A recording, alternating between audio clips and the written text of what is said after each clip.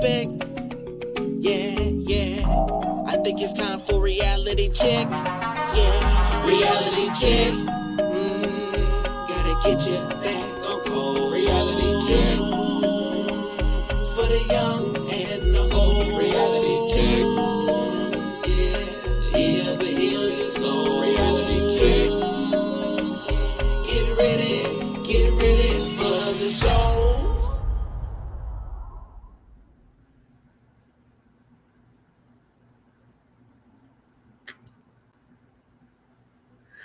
What up?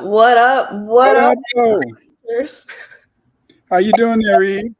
I'm good. Whoa, I feel like I got a big face on the screen. Let me sit back a little bit. Does it really matter? The bigger the face, the more they can see.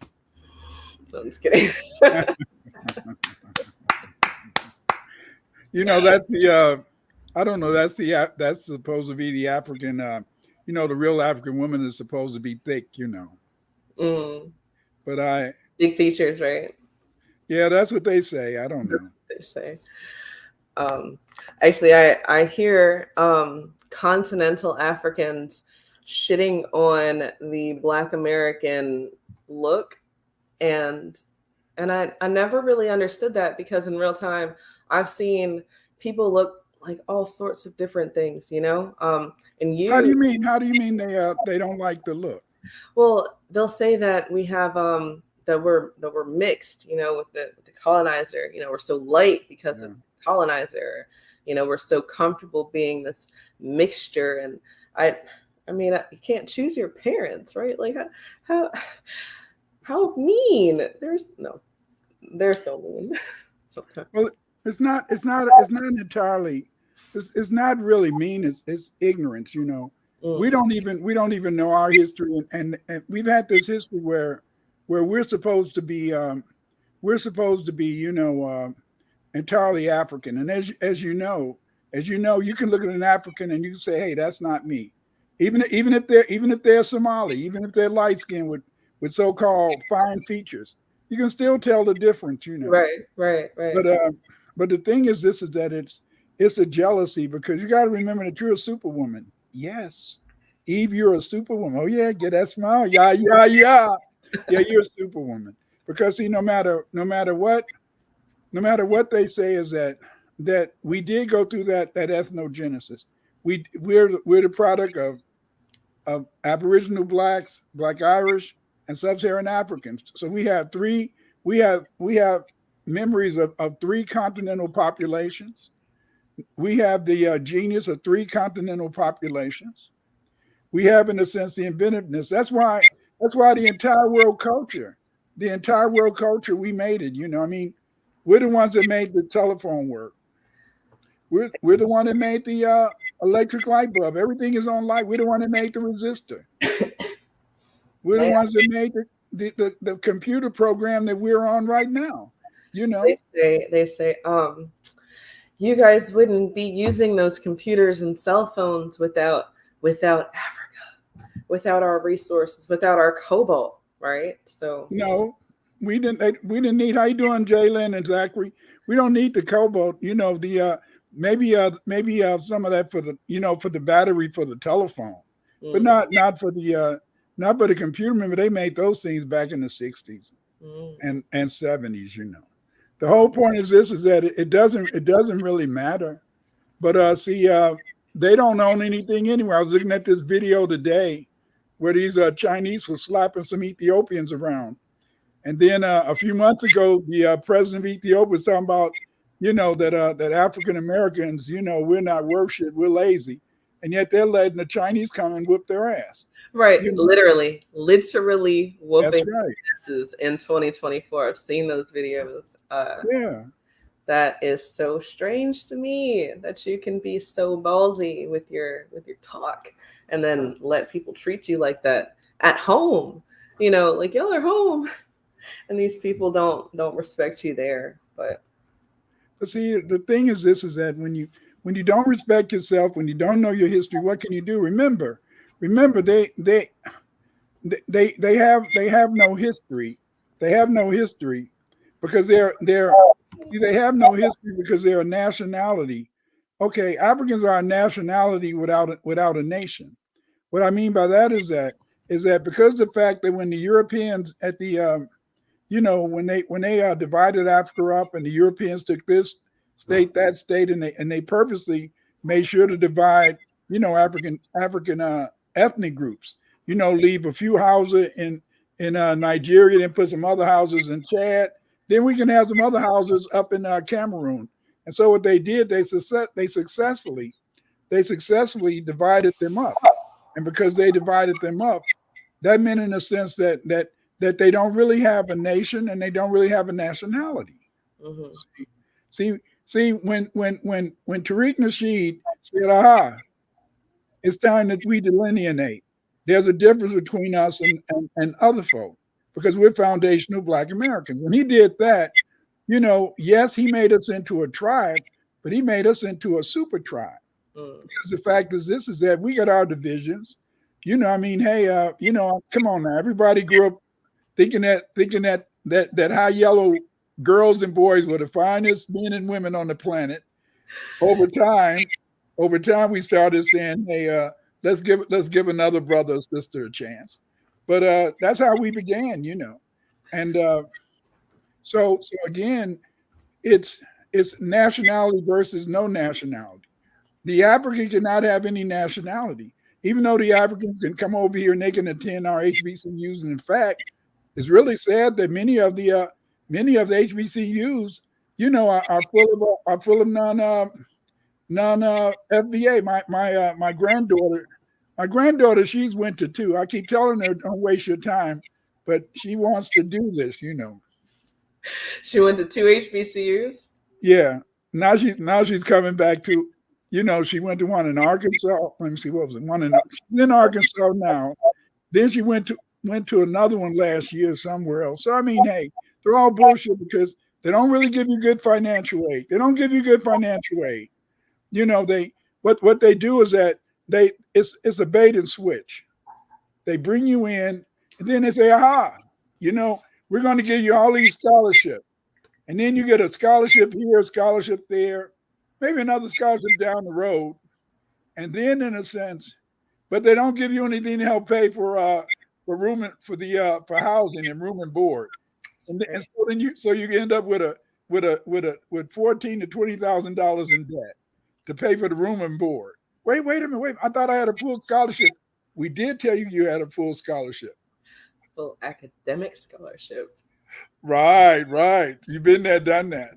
So then, so it's kind of frustrating. I never attended an HBCU. I'm sorry. No, you're making a very valid point. Definitely part of my thoughts for this evening is that they're not like us. No, in HBCUs, it is a lot of foreign Blacks taking up space, and I get it. These are institutions that are supposed to be for the non-whites specifically. We've got the primary white institutions, PWIs, and then to combat that, HBCUs, which are supposed to be for the Black experience. But in real time, there's an HBCU down the street. Their tennis team and their golf team, and I want to say the baseball team, is looking real affirmative action-y at an HBCU. What does that mean? It's a lot of white people, and it's so strange to me to see something like that. But that white people have taken over. At least 3 to 5 of them have become predominantly white. Formerly HBCUs. The point is that we can be too integrative. We can be too integrated in the sense that we want to be integrative and bring in everybody. And a lot of times that's not cool, And the thing is that in a way, why are they doing that? In a way, I don't even understand. I don't even understand, but it's just that these people, HBCUs, a lot of them, they don't even have African American studies programs. They may, some of them, I tried to do a chat GPT search and, the list all all the HBCUs with African American Studies programs. Well, we cannot really tell you. You have to go and check out each one because sometimes they don't have the facilities and the monies and all that type of stuff, and that's pathetic, you know. And then like you were talking about the affirmative action programs for the what did you say, the tennis and the golf team or whatever? Golf team, baseball, everybody's looking a little pale on these HBCU teams, and I'm like, I know niggas play baseball and I know niggas play golf. Like, what are we doing? But in real time, it's like the illusion of inclusion, because even in a space that's supposed to be safe for us, it's not. It's very inclusive for other people, almost as if readying you for life, you know, like the reality check of an HBCU. Yeah, y'all are comfortable. Yeah, it's a bunch of y'all here, but you know, that's not real. You're not supposed to be there. You know what I found very interesting, Eve, is I found over my years of working is that, now this is weird. I don't care. I could be on a job, and it could be maybe one white person on the whole job, but every time we had a drawing, you know, when you pick somebody to win something, I could be the one that shook up the bag with the numbers in it, but the number always comes out for a white person. How? I don't know. That's what I'm just saying is that it's just that even on a metaphysical basis, things are set up that they win. You can be on. I've been on jobs where there'll be a big prize, and it's the only white person on the whole staff. They win, you know, and you're the one that's shaking up the bag with all the you know how you get tickets. I don't know, at your school you might have tickets, and sometimes you guys are having a celebration. Maybe it's in a radio or something like that, or maybe some tickets to a restaurant, and then you shake up the bag, and then it's the European on the job that gets it, you know. That is so strange that sometimes the math works out for them, but then, you know, I find that a lot of it is by design. You know, they know somebody who knows somebody who's on the committee, right? And like you said you were spinning the bag. I'm shaking the bag. I'm shaking the bag, and then somebody else pull a ticket out. Yeah, I'd say like there's probably 50 of those tickets in there, and everybody else only had one chance. Yeah, but it's the white staff member that wins, you know. I mean, just like look at these HBCUs, you know. One of the things that it looks like to me, I don't know. I wonder, you attended an HBCU. Were you recruited, or did you just apply on your own? I don't. On my own.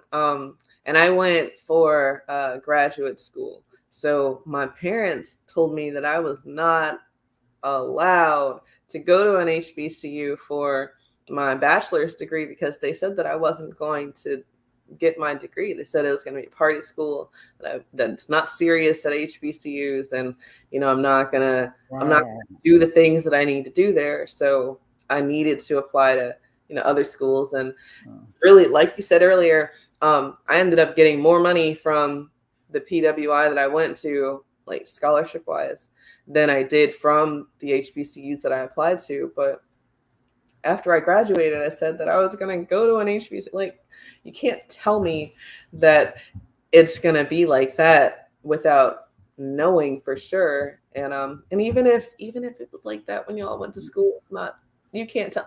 No, in real time, they were right. Not like it was like a party school, but they were not serious like the white school I went to. They had counselors, making sure that classes were taken in a sequence that made sense for your major.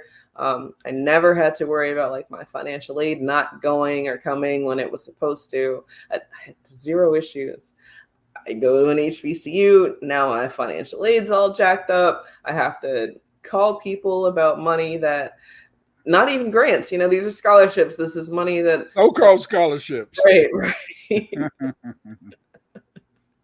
So it was like, man, I didn't have any of these problems at the white school I went to. And then people say, oh, it's because people don't put back, they don't give back. The alumni population does not give back to the HBCUs like a Harvard or like a Yale. And I didn't go to Harvard or Yale, but I mean, I get it. The alumni do things for the school to help further the advancement of, the different programs and stuff. But I think that, it might be because of what you're putting into the students. If you're not really helping them get through the program, then maybe they don't want to come back and help out. I don't know. I think it's very complicated. Jalen Prasad said, I respect HBCUs and I wanted to be a part of that experience. But when I started looking at the money, the smaller white schools started to look a whole lot better because it was cheaper. Yeah, a lot of times it's cheaper. A lot of times, in a sense, you can get, my granddaughter, she didn't had none but A's and A pluses since she was in third grade. And so then, she spends her time trying to go to these HBCUs. And I said, why are you wasting your time? It's a waste because they're not going to give you the money. One of my sons, he went to an HBCU and then he left the college and they were still giving him scholarships and he wasn't even at the school. So I know that they had to have been stealing money. Because he wasn't at the school. He was in Chicago going to Olive Harvey, but they would still say, okay, you've got this scholarship. We're glad you came and signed up for it. It's just so crooked. And then you got administrators. There's no concern. Like you said, I went to the University of Illinois, Champaign-Urbana. And but in Illinois, it's a school called Southern Illinois. It is known as the party capital of universities. So when your mom and dad were telling you don't go to a black school because it's party, when I was up at Illinois, that's all we did. When Friday night came, it was a party. Before I got married, it was a party. It was a party. It was I mean, hey, I didn't join the fraternity, but they wanted me to join a Y Psi Phi. And in Y Psi Phi, you had to drink. And so I don't drink because my father, he did the drinking for me. And so then when they was giving me the drinks, I was pouring the drinks into this plant. And so then, so then this guy named Chucky said, I don't think you've been drinking, Clyde. I said, yeah. So then I had to just start. So after a while, I sat there. Then I just started getting up, throwing stuff around. We got Clyde drunk. We got him drunk. We got Superman drunk. Oh no! Oh yeah. No, man, white schools party so hard. It's like all they do is party. Yeah. I would agree there. But white ice is colder. I don't know. My parents were very much under this illusion that they're gonna be more serious, and for what it's worth, the issues, I didn't have any issues really. Once you know what you're gonna do, some schools have the staff in place to help the students get there, and I didn't see that at the HBCU I went to. And I know that that's not everybody's experience, right? I get that, and I know that some of y'all had wonderful experiences, and it made you, the wonderful, brilliant people you are today. But in real time, are you giving back to the HBCU you went to? Because I bet you're not. And if you're not, then the math ain't mathin'. Because if you really felt like how you would say, then you would be like those alumni at Harvard and Yale. We wouldn't have this disconnect. Go ahead. But then you gotta look at it from this perspective. Is that when I went to the University of Illinois. They have a black alumni association, and which I don't belong to, but I'm kept up with some of it. But the point is that you got to take from this perspective is that the average white person that goes to a PWI, a white institution, they come from money. They have money most of the time. They're not there on financial aid. Most of the time they're not there looking for some grant. On Sunday, I don't know about your university, but I know my granddaughter at her HBCU, just like my PWI. On Sunday, they feed you breakfast. After that, you got to find lunch and dinner. You got to find lunch and dinner. So you're contacting your parents or somebody, send me $20, $30, $40. Okay, and so, but the thing, what I found is that I found that is very difficult. It's very difficult, I think, because they, at the HBCUs, they can say they don't have the programs, but they have the money, and they could make the program. I was doing a Chat GPT search of the schools that have Afro American Studies programs. You can't hardly find any HBCUs. You had to go to a white institution to really learn your history. And even at the HBCU, they got a white professor teaching your history. That part. I found the African American Studies programs to be a little lacking at the HBCUs. And people would say it's because, you're at a Black school already. Isn't that enough? No, it's not enough, because you've got Egyptology, and that's the only country in Africa we can learn about. What is Black studies if it's not wrapped up in Egypt? And then from there, like you said, they can make the program. They do it for other things. If there can be a hip hop history class, right? Because that's happening now. Yeah. Then easily they could have done the same thing for the Black American story. Dr. Winters, I got to turn the air on. It is smoking over here. Go ahead and do it. How you doing, Tawanta Craig? How you doing, JP? Marsha Byron, what up, though? The point is that when you go to a university, hopefully you want to get a good experience. But they've been having this discussion lately, and they were talking about a lot of these, Thank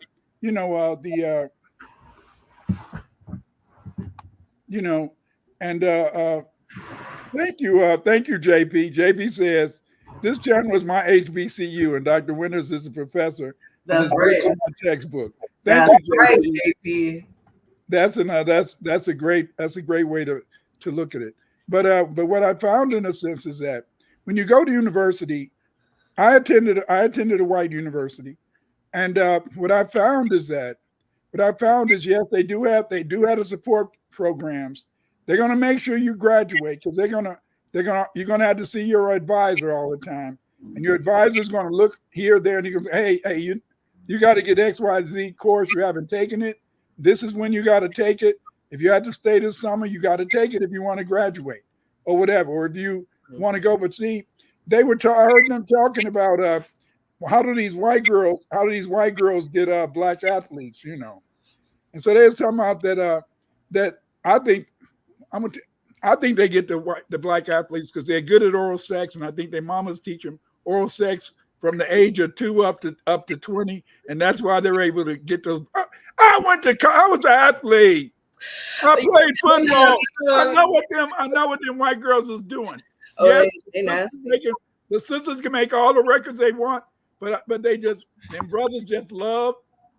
They just love those European girls, and so then, but what they were saying is that also they were saying that the white girls, when they go to college, they're looking to find a husband, whereas the Black girls I go to college just like the Black boys to find a job, right. Find a job.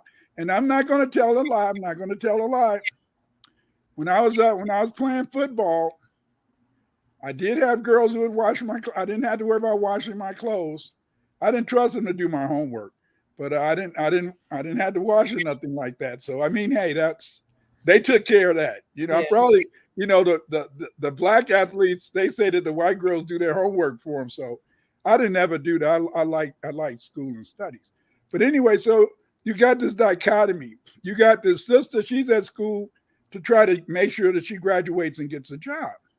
Whereas the white kids, a lot of times, number one, they're not there just on financial aid and a scholarship. Usually their parents got money to bag them up. And so that when they graduate, of course, when I graduated I graduated from the University of Illinois Champaign-Urbana, as I said. I was a state certified teacher. You know, I had over a B+ average, you know. And so, but when I went back to Chicago to try to be a teacher, which I was trained for, I couldn't get a job teaching in the Chicago public schools. Because of the fact back then, the Chicago public schools, you did not have to be state certified. And the majority of teachers in the Chicago public schools that came from the South, many of them belonged to sororities and fraternities. I didn't belong to a fraternity. So then therefore, in a sense, you know, I belong to Y Psi Phi. So I mean, they don't have a branch.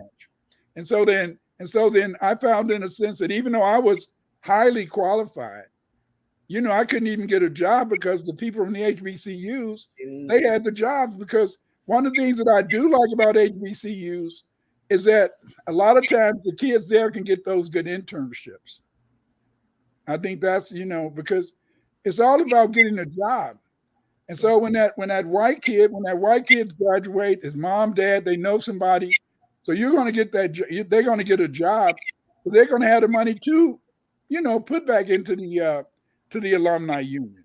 When we graduate, we got a big ass loan, or 2 or 3, you know.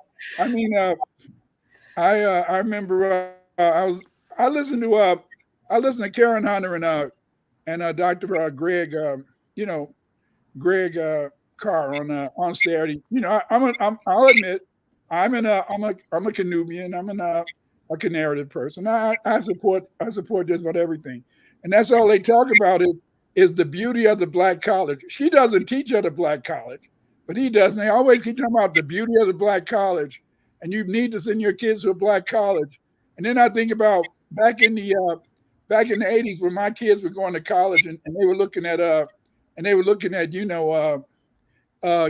Cosby's show, and they were looking at that other show. And so, you know, I mean, everybody wanted to go and be popping. I don't know. That probably was before your time, wasn't it? Well, kind of, yes, but also no.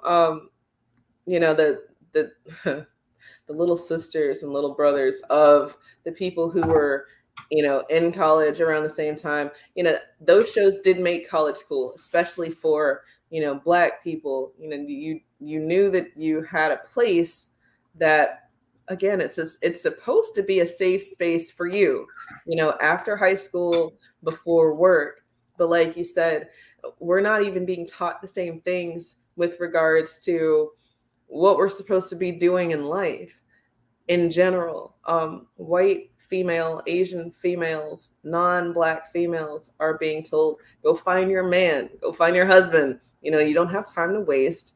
And hopefully he's going to be a white collar professional that you met at school. You know, so you go on the nursing track to find your doctor, you go on the paralegal track to find your lawyer, and not necessarily that you're boxed into that job as much as you were just there for the exposure to the people.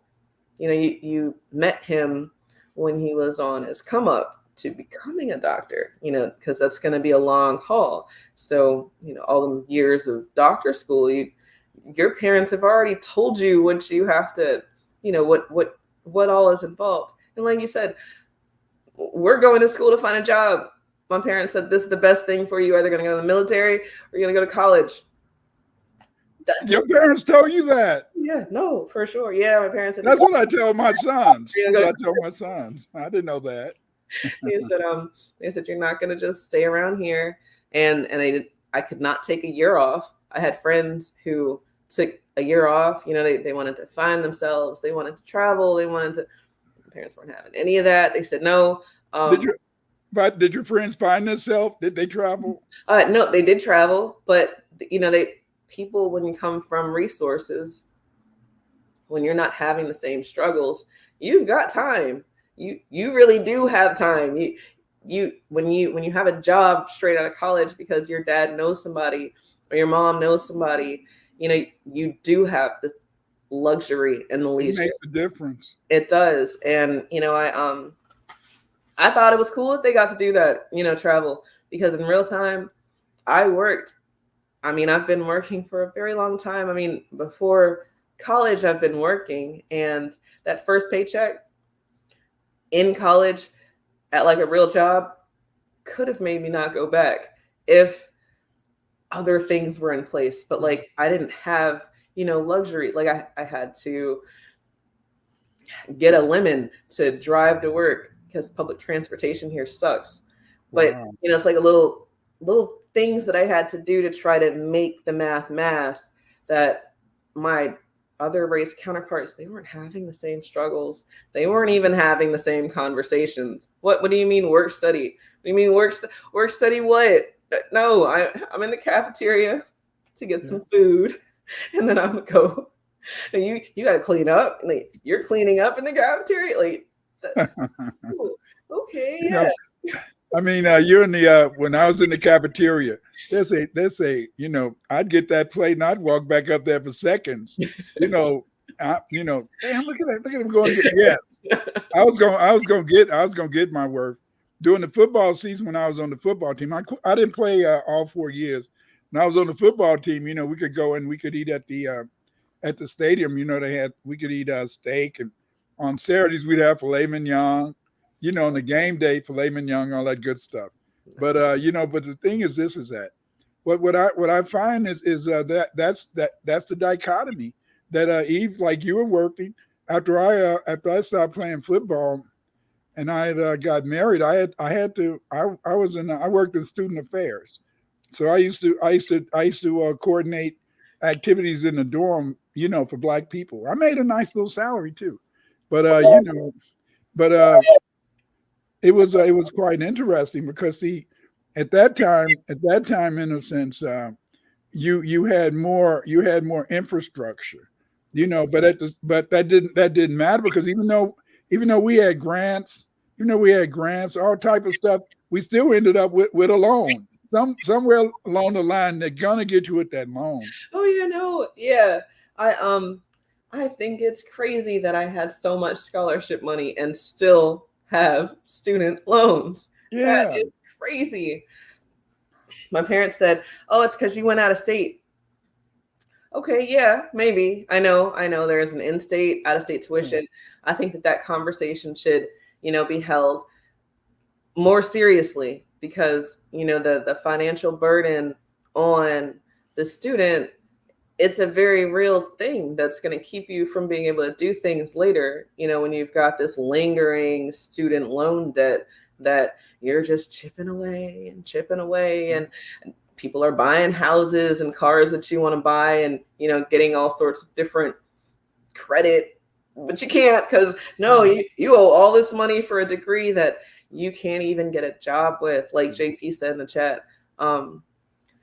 Did you not get an internship? Because like Dr. Winter said, that's it right there. That's the key. If you don't do that internship thing, you don't have your foot in the door anywhere. You don't know anybody. And it's like cold calling. Yeah. But JP said, I recently graduated college and it's hard to get a job. It's a lot just to get an interview. What you had to do, JP, is that you had to make applying for a job a 27-hour process. In other words, you got to seriously send out applications. You got to send out your resume. You got to, in a sense, try to get some cold calls.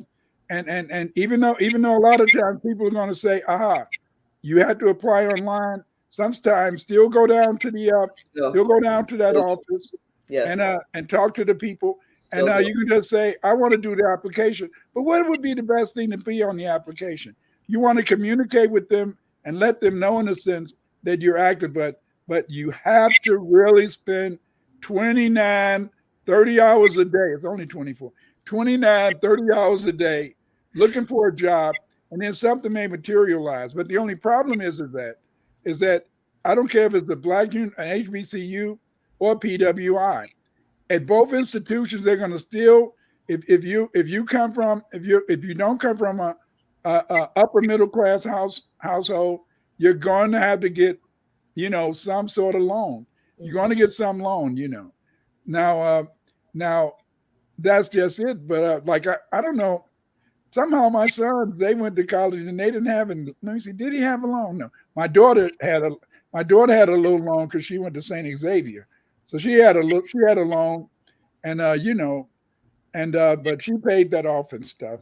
But the thing is, that's one of the reasons why they don't have those strong alumni associations, because the people who go to these universities usually already have money, and since they already have money and their parents can donate money or they can donate money, when they're coming out, they're going to get a job. I was talking to somebody the other day and I said, I don't care if you go to an HBCU or you go to a PWI, most foundational Black Americans, they're going to get a job with the government. They're not going to be working at a business or a private, equity firm. Every now and then one might, like they might be able to get into the technology. They might be able to get into AI somewhere there, but the vast majority of us, we're going to end up being teachers. We're going to end up working off grants. We're going to end up being at the post office. We're going to end up being in not in the State Department, but you're going to be be an administrative secretary in some sort of department for the government. Because see, these other institutions, they're not going to hire you. They're not going to hire you, because the thing is that they don't think you see fit. Just like I used to try to explain to people that I taught in Chicago for 46 years. I taught elementary, high school. I taught at Governor State University 10 and a half years, 3 years at St. Xavier. So I seen it all. But what I found is that they really, in a sense, don't want you to really teach the kids in the public school, because if every kid in the public school is qualified, then where would the white kids from the suburbs get a job? Remember, the city is where they come and work. And so it's not in their interest. I always thought that was so strange. My teacher counterparts who don't live in the city that they're teaching in. I live in the city I teach in and have lived in the cities that I teach in, but they don't, they travel, they travel from the beach to the every summer they're traveling. And I always thought that was strange because, they'll talk about the demographics. They'll talk about the student population. They have all this shit they have to say about the students in the city. And I'm like, well, why don't you just go work out the beach? They pay more. You wouldn't have all these issues that you are seeing from the inner city students, black students. And not that there's not Black people who live out the beach, because that's not it either. No, in real time, it's harder to get a job out at the beach. So then what they'll do is they'll get a job in the city, and then they will transfer skills. You get to use your years worked to get into the more cushy teaching position. So now we don't have any teachers because all of these teachers have left the city to go get their cushy job, but they don't start there. No, you can't start there. It's so hard to start there, but they can transfer into, and but they trick you, just like me. They tell you, okay, you graduate, you got an loan, you got this debt. Then they tell you, okay, you teach in a underprivileged school, they're going to take money off your loan. That's a damn lie. They don't take shit off. Well, I'm sorry. They don't take nothing off. For some reason, when you ask for the forms, they can't find them. But I have a Black Studies degree. It's in urban education. Like that. They're so nice with the language, when it comes to us. But you can't I can't say I have a degree in white studies. If you just go get a degree in education, it's not a degree in white studies. No. And a degree in urban education, when I find that the hoods are being gentrified and taken over by people who don't even look like me. I don't know if it's urban as much as maybe the language, like we talk about, people are using words all willy-nilly. They don't give a damn about what these words mean as much as they just want to attach it to Black people when it makes sense for them. Well, when I was going to school, I took social studies. I was trying to be a social studies teacher. The first day in class, they said, "Remember, you're a propagandist. You're there to sell America." Ooh. And that's what they told me the first day in my education classes. Ooh. And see, but social studies teacher. What's that? Oh yeah, I was supposed to be a propagandist. I can look how I make people love black. Look how I make people love the Aboriginals. I know my ish. I know how to do it, baby. Hey. But again, in a sense, yes, they want you to be propagandists. But what happens is that that money is the issue, as you said. The money is an issue. But one of the problems that you have is that like I remember when I was getting my PhD. I was getting my PhD in educational psychology. I couldn't get it in. I didn't want to get in linguistics or anthropology because I had written more articles than the damn professors. So I wasn't going to let them get me in that class and then fail me. But then one of the girls, go ahead. You said you didn't want to get in the class and the professors fail you because they're on some jealousy shit now that you've done more than they've done. But go ahead. I'm sorry. Yeah. And but it was one of the white girls. She came from Canada. And so then, so she was about to go into the dissertation writing stage. And then they said, "Oh, by the way, did you teach?" She said, "No." And then they said, "Well, you're not going to be able to get a job in educational psychology or ed psych because you don't have any experience teaching." So, but a lot of times they don't tell you stuff until at the end, and just like when I was at university, a lot of the black kids after the first year, most of them feel they can't really hack it. So everybody goes into psychology. So you got about 100 black people with trying to get degrees in psychology. And then in a sense, nobody completes it, you see? And so then that is the thing I think that's very difficult, because you said that at the black institutions, they don't have the support staff to really push you toward matriculation, to really, get the skills and necessary and be able to get those jobs. And see, I think that's the whole point. And so when people are talking about, that HBCUs don't have strong endowments, it's because of the fact that the students that go there don't have any money, that their parents don't have any money. Remember, like you said, I mean, hey, when you had those white friends and you did that. And plus, when I graduated, I don't know about you, but a lot of times you want to go to the college where your friends are going. You might have one friend. Like I know when I graduated, I went to Illinois, and then my one of my friends, he was going too, so we were roommates that first year and stuff like that. Mm-hmm, mm-hmm. And so then a lot of times, so that also plays a role in terms of the college that you may want to attend. I don't know, even if you go to HBCUs, like one of my granddaughters, she wanted to go where her friends went, so I mean, hey, but again, in a sense, once you go out of state, you're asking for gigantic loans. That's true. And well, I mean, I can only say that the mathed for me for undergrad, because I really did go to the school that gave me the most money and not in loans. I mean, I tried very hard to keep my undergrad loans to a minimum. And I feel like I was pretty successful there.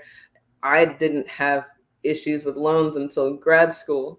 And then at that time, it was like, it's going to work out because, this extra education is going to give me the extra money. And while it did give me extra money, it didn't really do anything to my bottom line. Like, my bottom line has not done anything. Like Dr. Anderson's he says 1/2 of 1% of the wealth.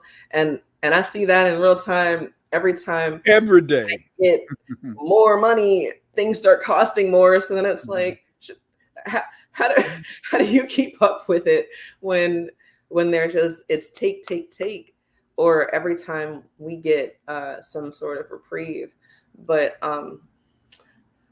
like you said, I mean, going where your friends are going, it's all cool. I really want Black America to have a more deep conversation with our minis about what comes after high school, because in real time, everybody's. What do you think the conversation should be? It should be, well, it shouldn't even be life after high school, because in high school, there should be something going on already. The school that I teach at now, they're very forward thinking. Like they have science for a project, but it's science for sovereignty. You're solving a problem, not just making a volcano because people make volcanoes. Don't you get tired of the volcano science? Every year people do volcanoes, but every year it's like, oh, somebody's gonna do. Okay, anyway, science for sovereignty solves the problem. And being forward thinking like that, to me, are the conversations that we need to be having with our youth, with the younger people, because in real time, they're going to be met with these decisions that are going to have a very direct impact to their bottom line. And we haven't gotten paid what's owed to us. People are telling us that we should forget what's owed to us because what the country is doing to other people. I read an article today, Dr. Winters, and I know this is kind of off, but they were talking, it wasn't an article. I listened to a channel that I'm not going to name right now, but on this channel that people know about, it's an African, diasporian African, and she's talking about how she doesn't say reparations, but she's talking about how can America expect to be left alone when they're doing X, Y, and Z? And how can America expect to have any sort of decency about themselves when they're doing all of this stuff? And if America doesn't act right, and if America doesn't pay for its crimes, and it's all sounding like reparations, it's sounding like if y'all don't pay us for the bad stuff that you've done to us, well, we're going to do something back. And I find that in real time, when we go to other countries, we're never so on our high horse. We're always helping in the back channel.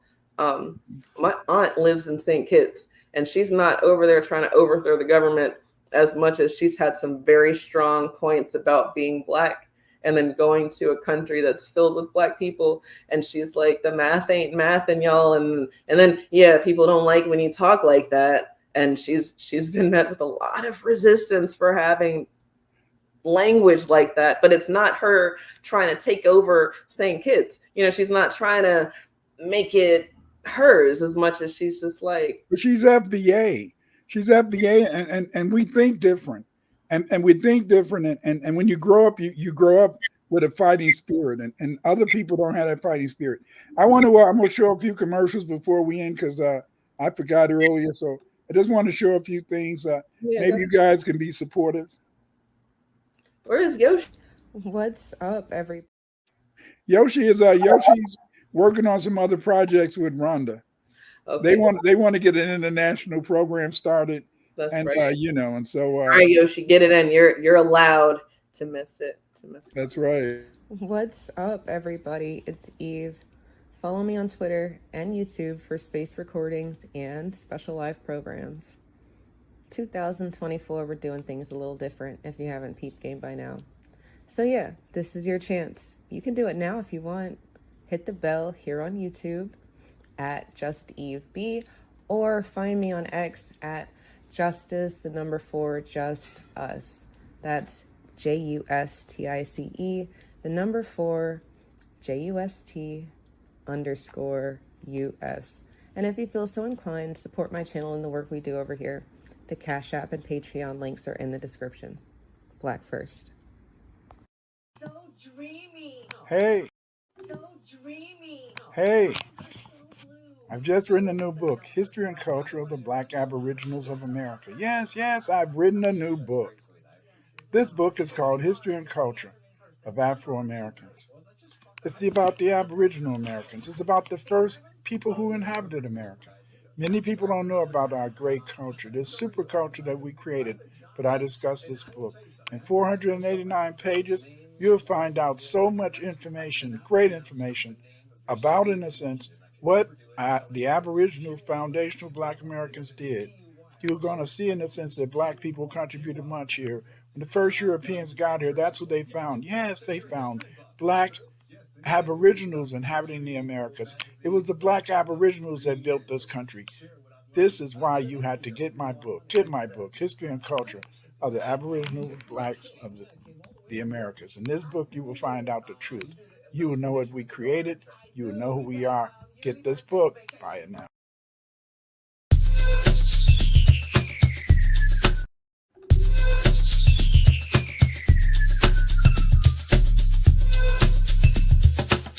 Supplemental learning for your mini. But you can learn too. Don't send your mini into the belly of the beast unarmed. Courses, practical math, language, the code, our story, and more. An institution founded by us, dedicated to us and our fight for justice. Here you will learn ways to combat the system using the same information they are trying to keep away from you. Welcome to FBA Sunday School.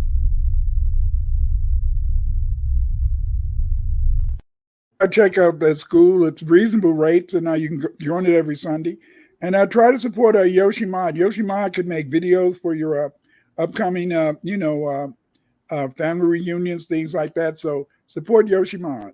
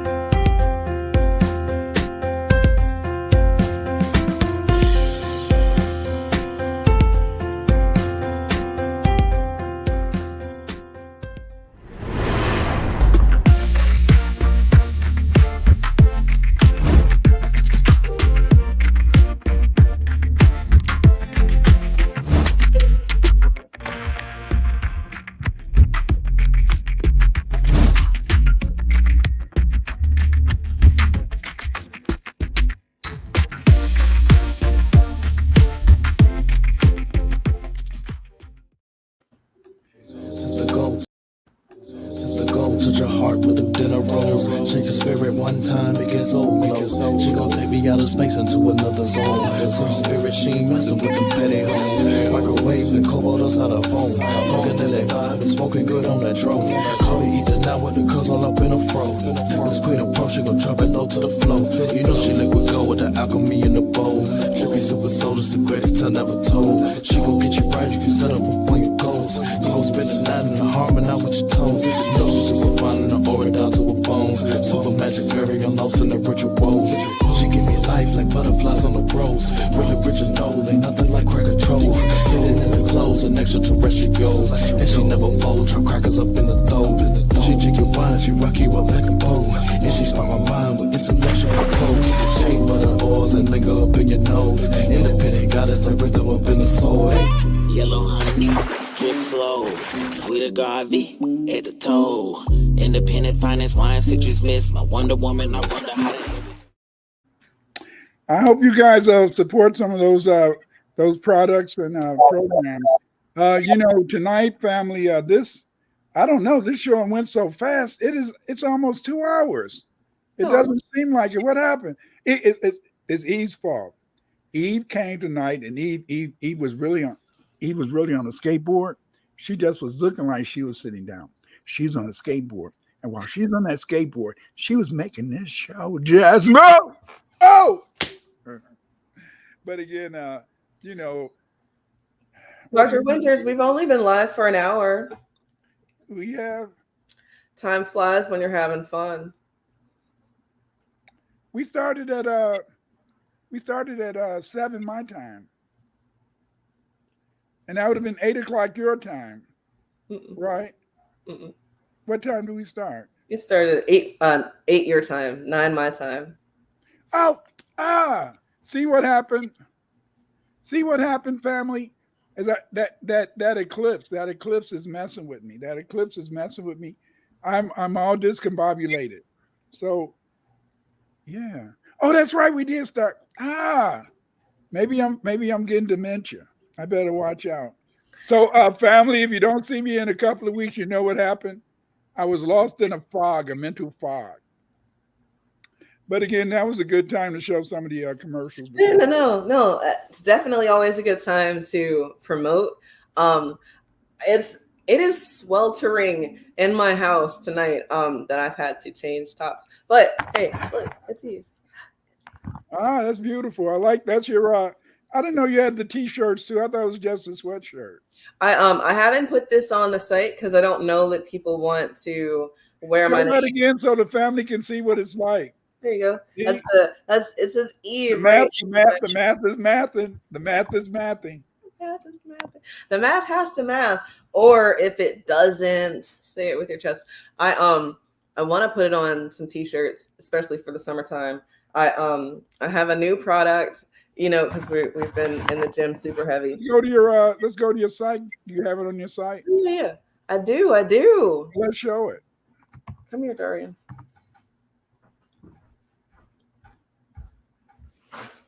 Sit right here.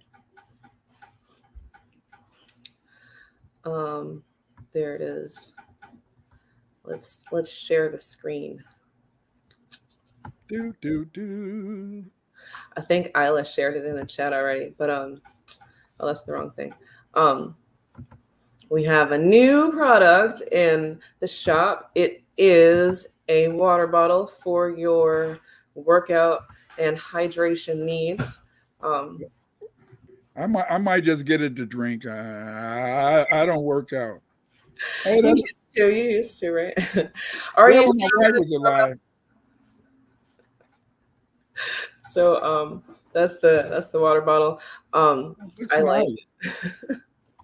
I think that we're gonna put this on some workout gear as well, to keep the brand unity going. But if you're interested, check that out. I would love for you to check it out.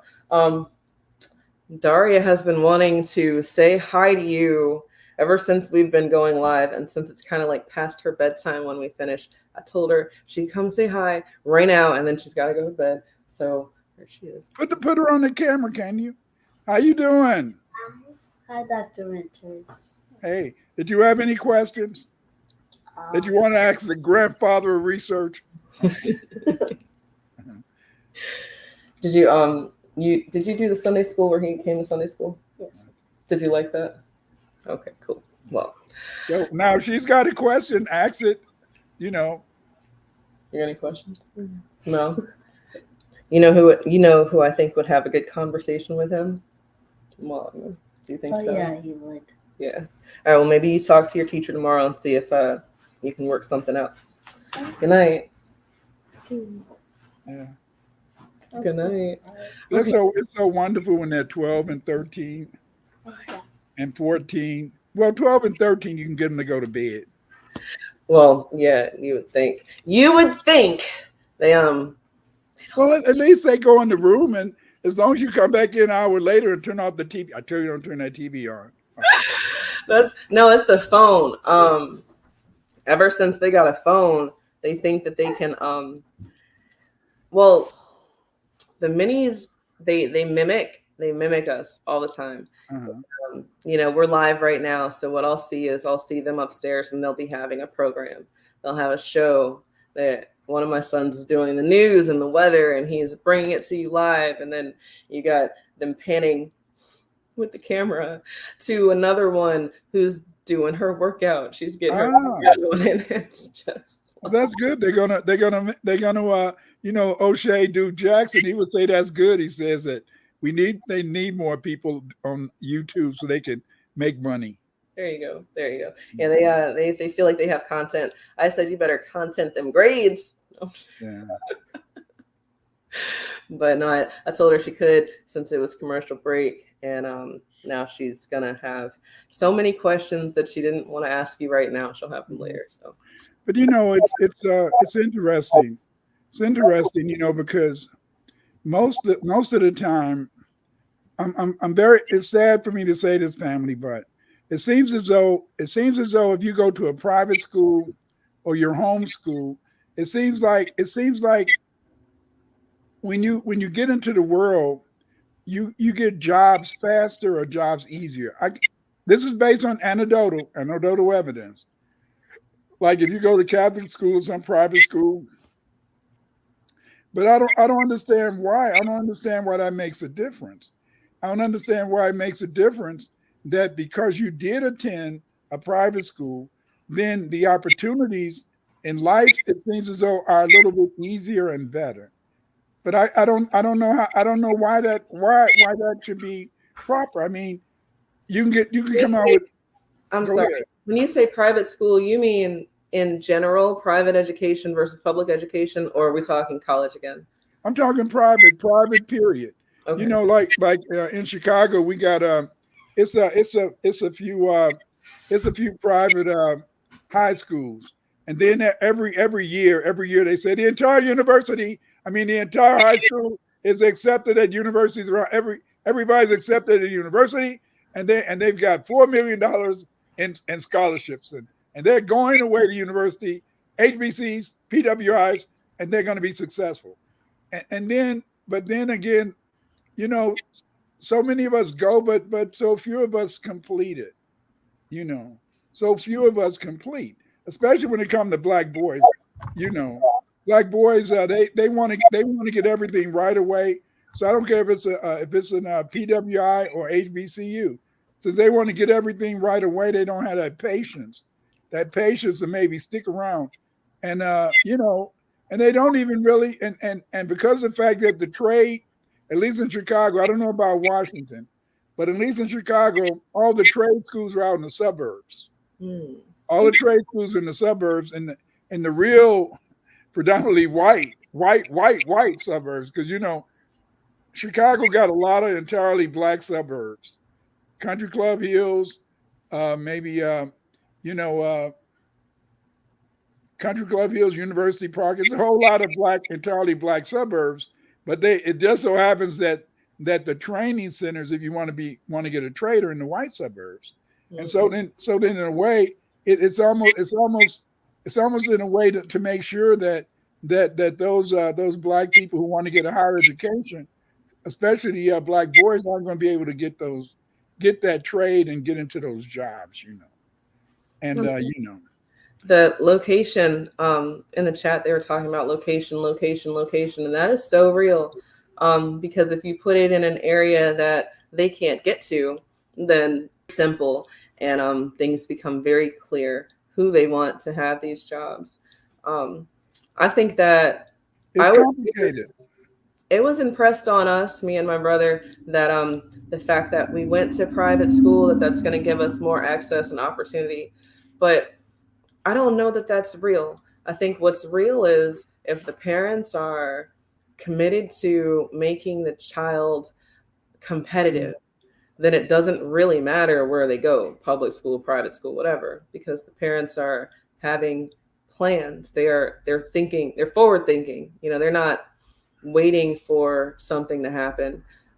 In the same breath, you've got parents who know, I like basketball, my child's going to be a basketball player. And then as soon as they can dribble a basketball, they're at camps. They've got coaches. They're playing on teams. And, there's a very real commitment to this lifestyle, or at least the competitive aspect of being a basketball player. And if you can do that for sports, then why can't you do that for other things? And I don't know that you can't, as much as people just maybe aren't having the thought, or they don't think that it'll translate the same way. But I think it does. And we just need to do it more. But again, that's private. It's private. You're spending extra funds. Like when you put your kid, if your kid wants to play football and run track, then the parent has to invest a lot of money. Yes. For example, my grandson, he plays on he'll be in 7th grade this year. So he plays on a 6th grade, 7th grade, upper grades in a football team. Okay, but to play on the team, you got to pay for the shoes, you got to rent the uniform, you got to rent the helmet, and so then everything still becomes private. So it appears that the kid who has the opportunity to attend some type of private educational program, they have greater access maybe to a PWI or even an HBCU. I think, okay, if you send your kid to a private school, that means the parents are very concerned, and I think they're going to put more pressure on you to be successful in that private school than in the public school. Oh yeah, because their money matters. I tell my students all the time, because it is a private school, that I already have a 3rd grade education, 4th grade education, whatever class that I'm teaching at the time. I've already done this, and your parents have already done this. But I promise you, they are not going to want to know that you just threw away all the hundreds of dollars that it costs for you to go here this month. So maybe we don't goof off so much today, or maybe we get back to being productive. But I know that the parents who are doing the extra step and putting their child in a place that they have to pay for additional education, they feel like that's enough. And then the teachers, the school that's going to give them everything that they need to get to the next step, because maybe the parent didn't know what the next step was, but they did know that this step right here is going to make them more competitive than their peer counterparts. And I like that thought. It's just incomplete. You can't just put a person in a kitchen with a cookbook and some ingredients and not necessarily show them around the kitchen. Maybe they're used to gas appliances and you have electric, or maybe they're used to cooking on a fire and now they have to cook on a stove. At least an introduction to, with a little bit of guidance, makes more sense than just throwing you out there and telling you that you'll figure it out.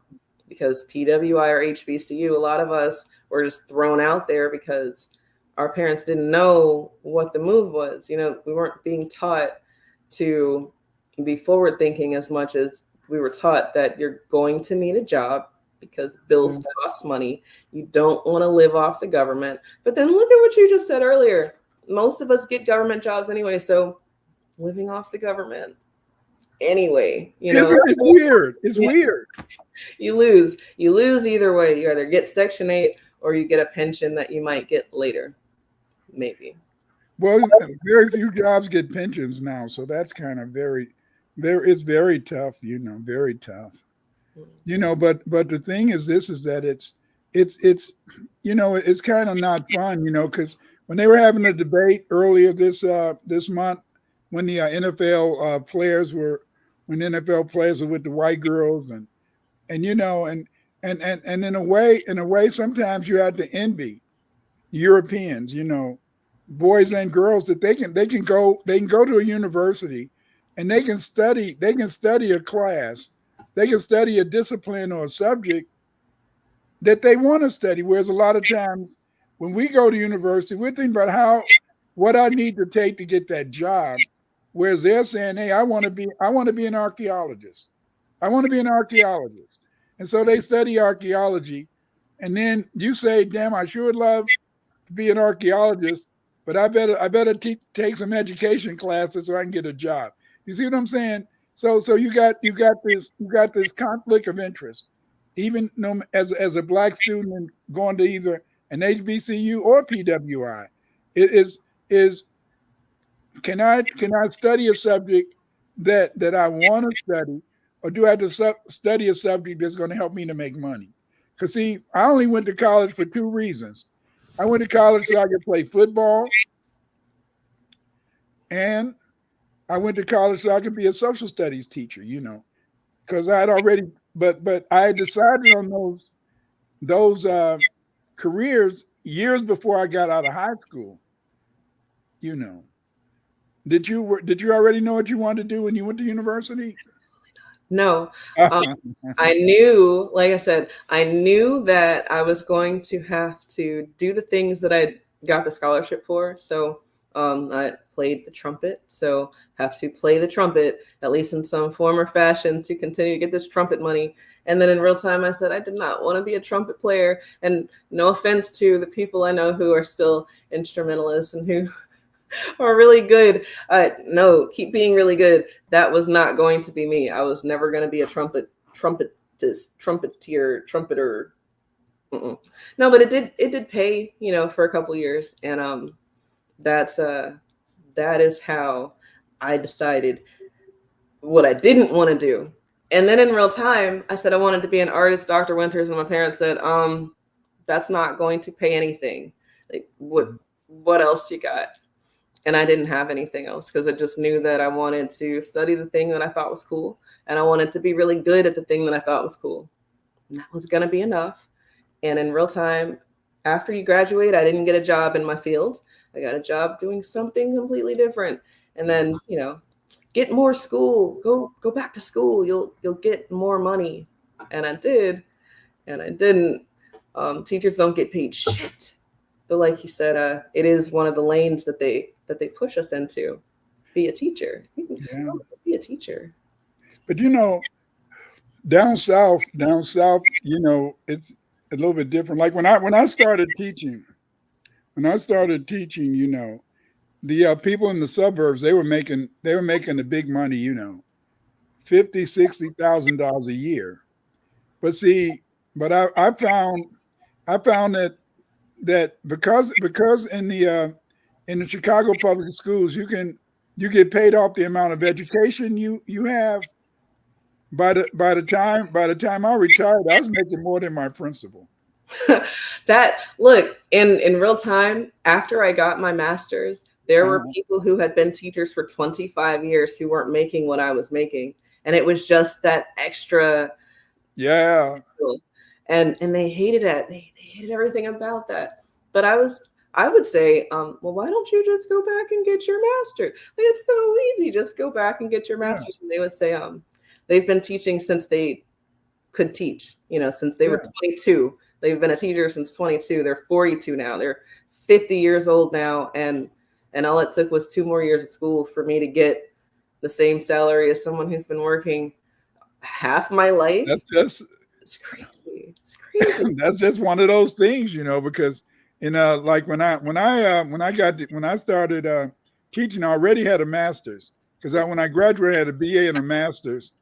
And so then I got another master's. So that was 46 hours. Then I got my PhD. And so then, so those people who don't get the education, their salaries reach a point where they don't move. You know what I'm saying? And you're steadily moving because you're going to school. And they shouldn't get jealous. All they have to do is go to school. But so many people, but I remember when I graduated from university, I was a little bit disappointed because my cousin Johnny Jr. and my friend Rose. Okay, like Rose, she had went to university and she studied French, and we had took French for 4 years together. So, I could speak French like a Frenchman back in the day. I could probably vous français. I had a beautiful accent. Now it's got corrupted. So after we graduated, go ahead. What was your French name?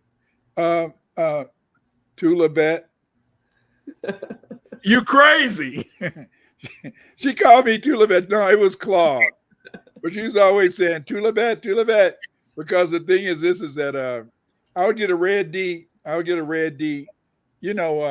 in the day, you got your grade off the year term. So I'll get a red D and red D first semester, red D second semester, red D third semester. Get a C. Oh, I passed. And so then, but I could speak French real good. But anyway, when I graduated, Rose, she had a degree in French, and my cousin, he had went to Kansas, so he had a degree. He had a degree in physical education.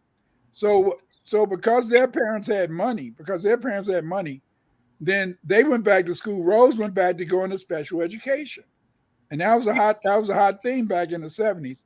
And he went into school administration. So again, a lot of times, even though you came out in art, but when you got your master's, I guess you took that in some other field that could help you matriculate the money. And so the only problem I had is that I wanted to work until I was 70. I wanted to work until I was 70. But I had to retire when I was 66 because my principal, she was so jealous, and the assistant principal, I'm making I was making super duper. And so then I said, damn. I said, these young people, they want to take these jobs. My baby doll said, Clyde, when you was young, didn't you want to take those old niggas jobs? I said, hell yeah. So you got to retire and get out the way. Man, more olders need to take your example and use it. There's too many people who want to retire in their job. School counselors, that's a position that people die in. Like literally, They will not leave that job. And then, like you said earlier, you'll have all these Black people getting a psychology degree, and there's only like 5 psychologist jobs in their hometown, but 100 of y'all are now competing against each other for these 5 jobs that you're not even going to get because they're going to hire an Asian or someone who's not even from here to do the job. So, useless degrees abound and lots of debt. But if you don't know somebody, if you didn't do that internship, then you're definitely not going to get in the door. And maybe that's not even where we need to be. I want Black America to get very comfortable with the fact that everybody's not going to go to college, and it's not disparaging. But it is disparaging. Honest. You know why? Why? Well, everybody, because the point is that they've taken all the factory jobs and put them in the suburbs. And they put them in the suburbs where there's no public transportation, at least in the Chicago area. So you got all these jobs in the suburbs, and then a lot of the Latinos, because they work together, they're able, in a sense, to maybe get a pool of people, and they can drive to those jobs. Whereas a lot of us, we don't have cars, and so then if you don't go to university, then you're not going to have the opportunity to get those jobs in the suburbs. Then on top of that, a lot of us don't have the opportunity to get a trade, because to get a trade, you have to live in you have to be able to go to those schools in the white community. And again, we come down to public transportation is not available. So, but see, if you get a degree, then, you might be able to get a little something. They might even help you move to a different place. And you may get some grounding. You may be able to get it. Just like when I was at Illinois, when I got to be a senior, they're sending me all these I don't know if this happened to you, but when I got to be a senior, they were sending me all these credit applications, So, so you're getting credit and all that type of stuff. So it's kind of interesting. I think that that's where the conversation has to go, though, because in real time, high school, that is when you should be solidifying a thought about what you want to do later. And that's that people say life after high school is going to be college or military, like my parents said. Yeah. No, plumbers and HVAC and, trade tech jobs, these are all well-paying jobs. People shit on the garbage collector people, but they're making 6 figures. You can't get a job at McDonald's with your dual degree because you're overqualified, but you would shit on the person picking up the trash who's getting paid and has benefit. They still got a government job and they didn't have to go to all extra school to. That's right. So but I don't want us to feel like that means that we're uncompetitive. I think that makes us more competitive. So go ahead. Just like my niece graduated. She's in California. She graduated from law school, and her daughter in New York graduated from law school. I said, damn, one in New York and another in California, come to Chicago so we can sue somebody, But again, in a sense, you got this problem where the girls want to go to schools, the boys don't want to have that patience. The boys don't want to have that patience. I was telling my sons, I said, damn, you didn't want to finish college. So I said, why don't you go get a trade? And then my wife said, the only trade they want to work. I said, y'all got to learn to work with your hands. She said, Clyde, the only hands, they just want to know how to work with women and use their hands and work with them. I said, damn, they need to get a damn trade. And it's so hard. It's so hard to get your boys to understand that, they got pretty good jobs now. They're working. They're not in jail. But at the same time, it's, a lot of times kids don't want to do, what's wrong with my mic? A lot of times kids don't want to do the things that can make it easy on them. They want to do it the hard way. I don't understand. The hard way. Is it the hard way, or is it the way that everybody else gets to do it? We talk with my parents about letting the children be children, like, oh, let them have holidays, let them have Christmas, let them do the things that, children should do.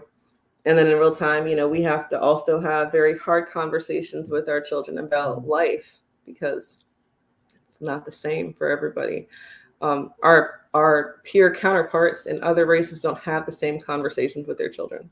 They don't. And their children get to be children as long as possible. I mean, shit, if you still live at home at 35 and your parents got you the job you have and you're not paying any bills because you don't have to, that seems very childlike to me still. Yeah, you're an adult, you make your own decisions, you get a paycheck, you pay taxes. But in real time, you've never had to fend for yourself. You've never had to survive because mommy and daddy are still right there, or you've got a fallback. We don't have the same fallbacks. Most of the time you don't. I remember my son had a girlfriend, Annette, and she said, the one thing about you winners, is that y'all let y'all kids hang around past 18. I said that just because a kid becomes 18, that doesn't mean that they're established. I said a kid should be able to stay in your home at least until they finish university or a trade school, because then they can get that job. And she said, well, hell, my parents told me to get out at 18. And so many Black people, they've set an age limit on when their kids can have to leave the house. And so that's like putting extra pressure on them. Whereas these Europeans, their kids have years to be able to, to matriculate the skills or the certification to be able to get those jobs, And it's kind of very sad that we don't give our kids a chance, some of us. No, we don't. In the chat, egalitarian, I wasn't really trying to shit on people who still live at home as much as I find that I know a lot of white people who still live at home, and they didn't have the you're going to have to do A or B because you can't just stay here after high school conversation.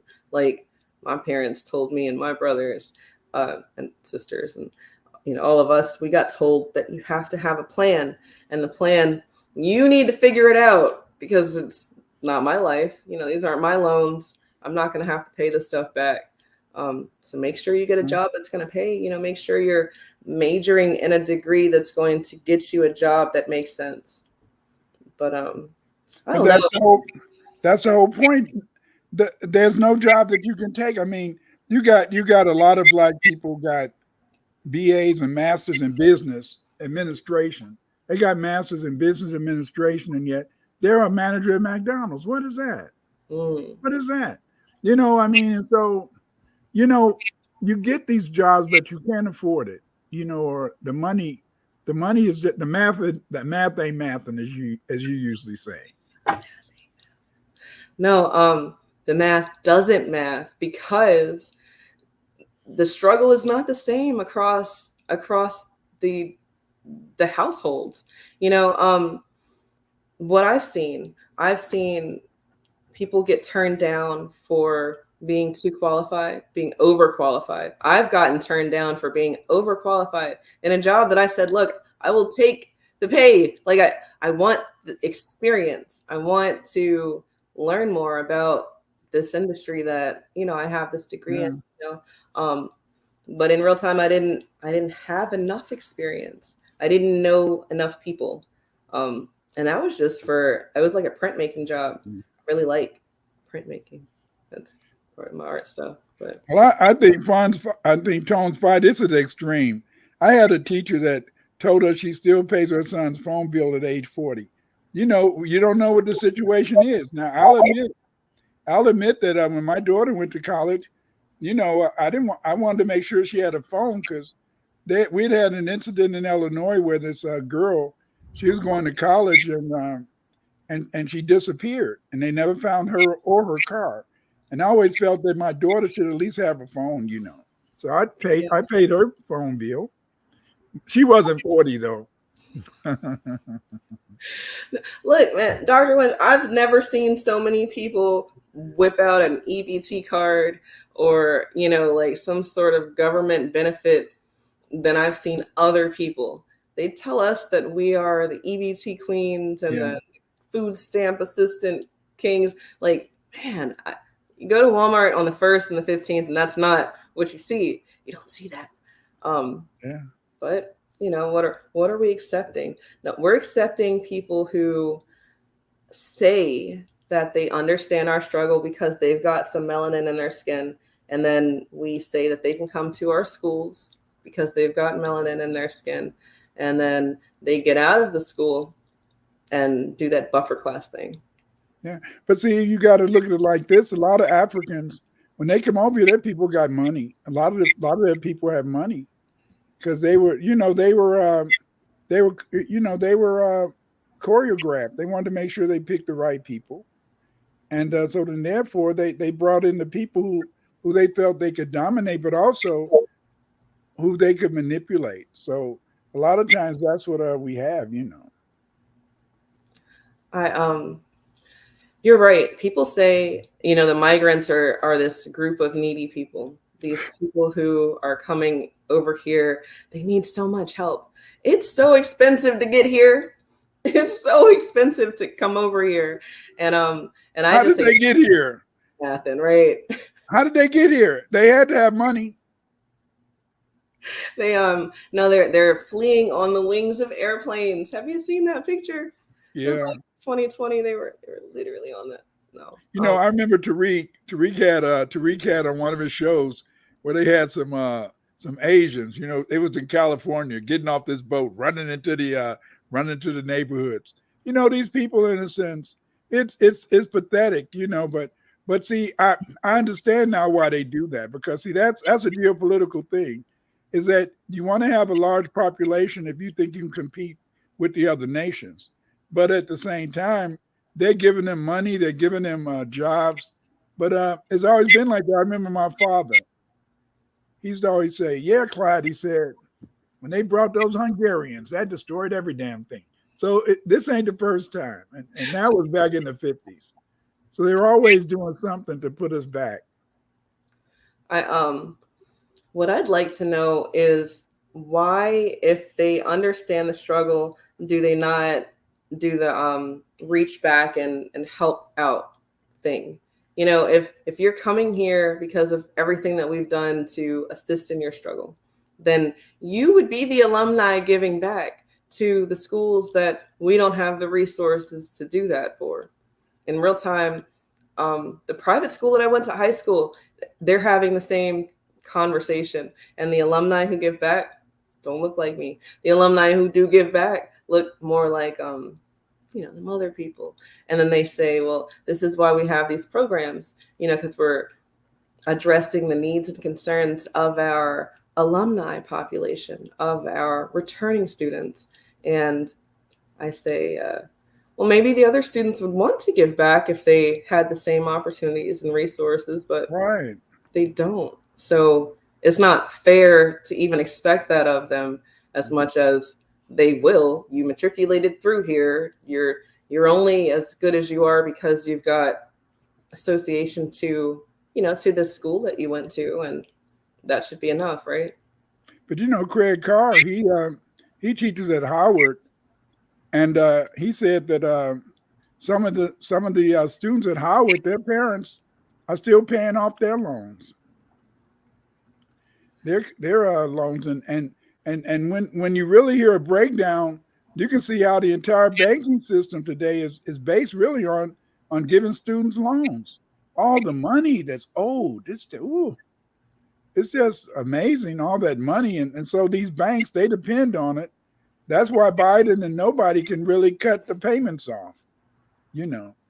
I think that that's a bunch of crap, because a free and appropriate public education, I think FAPE should extend all the way through a bachelor's, because, well, if you're going to take out the necessary skills and learning in high school, no more economics, no more home ec, no more woodworking and metal shop and auto class, because we got to teach you about inclusion and we've got to teach you about genders. So then, yeah, you should extend the education through my first job. After that, maybe you have to pay for it. But Joe Biden and them, they want our reparations to come in the form of education only.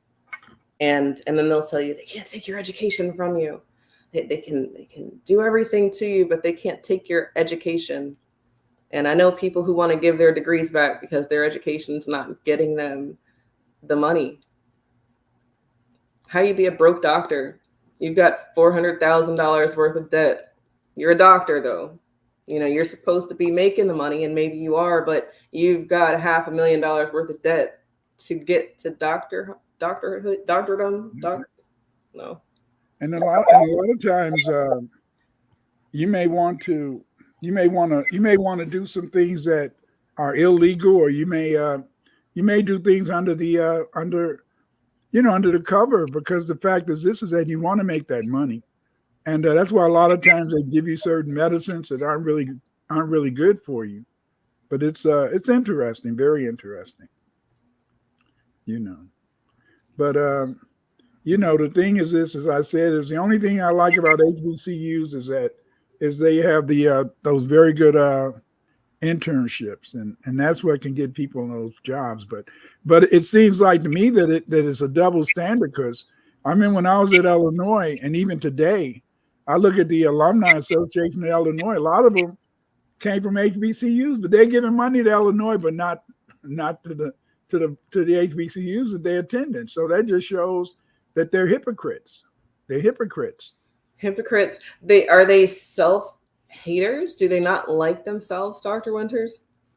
I think it's because they feel it's more prestigious to give it to maybe Ohio State or Illinois instead of Morehouse or some of those other universities. Look at Morehouse. Morehouse, with all those people coming out being doctors, you'd imagine that once they but because they had to attend graduate school, maybe at another medical school, looked like they should have a super endowment. But it's just the whole idea is that they don't feel. I think they don't feel that that the black school deserves their money.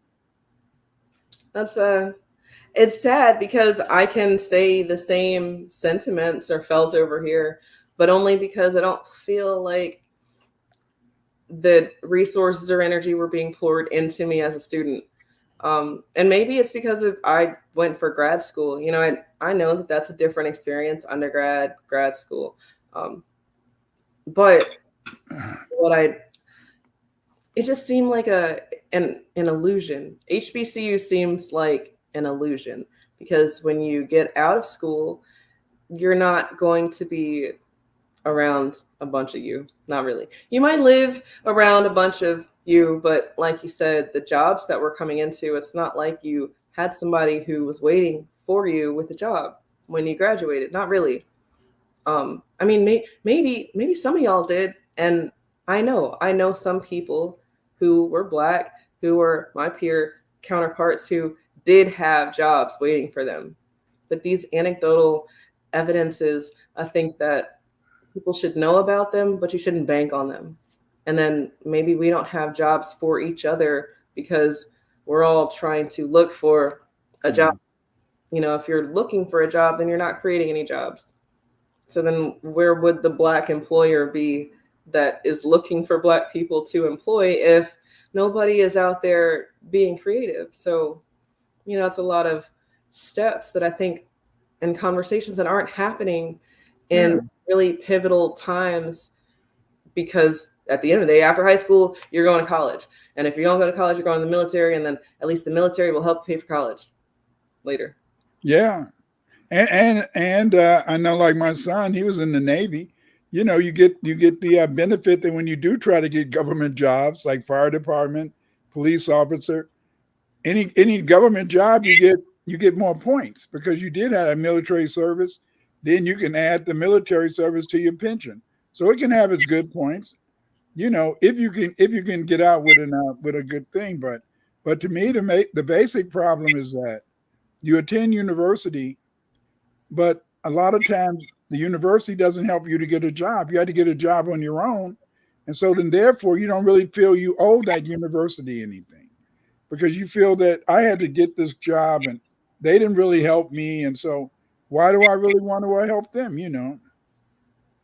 It's true. You wouldn't want to help them. Look, I was watching a bunch of the Greek ceremonies, when people are crossing, and it's just so strange to me to see people who are not from here.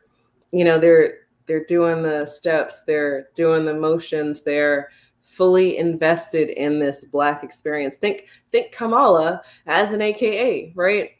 That shit is weird to me. But, she's got melanin. She went to Howard. She's allowed. But also you've got white deltas and white Qs and white. Really? Man. Really? Man. I didn't know that. Yeah. Oh, wow. I didn't. No. Mm-hmm. No, don't tell me. Nope. Tell me that. Yep. Oh, wow. Yeah, we're gonna have to show you, because in real time I was so confused. People will say, "Oh, you gotta leave room for the allies." Do we have to leave room for the allies? I don't think so. An ally from outside the club, like, do they have to be in the club to be an ally? Wow, I didn't even know that. I didn't know that. I'm gonna show you.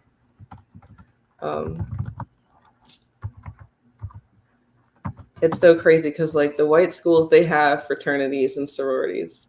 Yeah, I used to know a lot of brothers when I was at Illinois. The ones who were going with the white girls, they joined white fraternities. So, but it was good because they need a job, because back in the day, the brothers, it was so hard to get a job, they usually died before their wives. That's why, if you notice, a lot of the mixed kids today, their fathers are dead, or that stress of trying to be white men wears them out. Look at this. Can you see this? No, I'll put it out. Let me see.